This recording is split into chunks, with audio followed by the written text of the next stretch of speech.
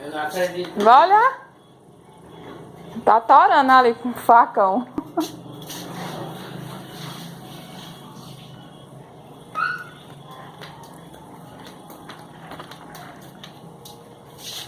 Olha lá, ó. Ei!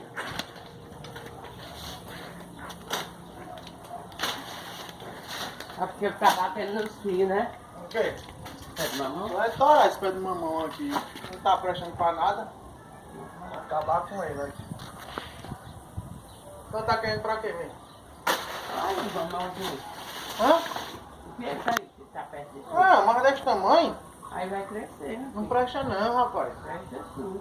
É mais arrancar mesmo porque tá fazendo raiva aqui do trabalho. E vai arrancar os outros, né? Todos os quatro aqui. Oxe. Não tá servindo.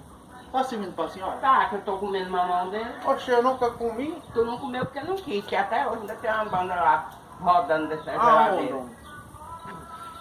Voltando mais logo aqui embaixo. ó. Homem, tora até a sua rola. É o quê? Sua rola, corta assim, ó. Pra quê? Hã? Estourar Porque minha... não tá dando também fruto?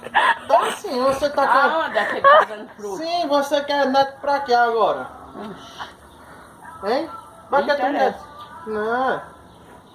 Bisneto aí, minha filha, só daqui a 10 anos. Quando eu tiver, nem o osso não tiver aqui. Oxi. Ah, tu tá gravando? Menino, uma quenga dessa. Ó, torar mesmo, porque a bicha tá muito grande. Não, não tore não. Meus pés de coisa, que só as folhas. Ih, mané, foi o quê, rapaz? Pensa que ele vai fazer uma coisa de futuro, que ele quer quebrar meus pés de coisa, que eu Claro. com todo sacrifício, né? Daí. Claro que isso aqui não tá prestando, não. Não tá... Ei! Não, Matheus, você não é louco? Tá vendo o tamanho do mamão? Olha, peraí, deixa eu pegar logo. Para! Chama, rainha. Tirar aqui pra...